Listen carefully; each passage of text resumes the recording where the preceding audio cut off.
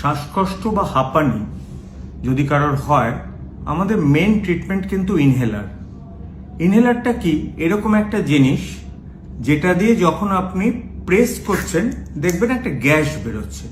এই গ্যাসের একটা স্পিড থাকে, গ্যাসের মধ্যে যে পার্টিকেল থাকে সেগুলো হচ্ছে ইউনিফর্ম পার্টিকেল সাইজ থাকে।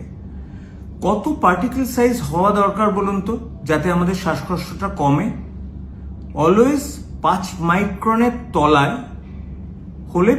হতেই হবে। 1 থেকে 5 মাইক্রন। এই যে একটা চাপ দিলাম, যে গ্যাসটা বেরোলো তার মধ্যে যে পার্টিকেল সাইজ, কেন বলুন তো? যদি 5 মাইক্রনের বেশি পার্টিকেল হয় সেটা কিন্তু আমাদের এই ফ্যারিংসে আটকে যায়। আর যদি 1 মাইক্রনেরও তলায় হয়, 0.5 মাইক্রন করার চেষ্টা করছেন অনেকে, তাতে অনেক সময় খুব স্মল এয়ারওয়েতে ঢুকতে চায় না।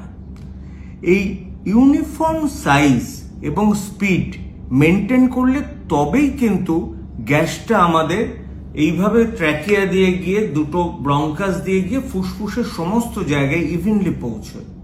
এবার আপনি ইনহেলার দিচ্ছেন অথচ কাশি কমছে না, কি ভাববেন? আপনি ক্লিনিক্যালি এক্সামিন করুন, হয়তো তার মধ্যে এখনো স্প্যাজম আছে, ইনহেলারের ডোজ বাড়াতে হবে। কিন্তু খুব কমন কারণ কি জানেন? আমাদের কিছু কিছু ব্রঙ্কিওল আছে যেগুলোকে আমরা বলি স্মল এয়ারওয়ে ডিজিজ, খুবই ছোট, সেখানে ইনহেলার পার্টিকেলগুলো ঢুকতে চায় না।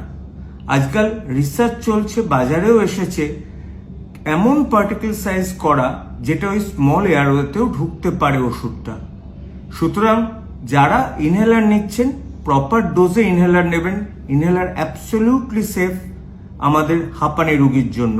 কিন্তু ইনহেলার নেওয়ার পর ভালো করে মুখ গার্গল করা, যাতে মুখের মধ্যে ঘা না হয়, এটা কিন্তু খুবই জরুরি।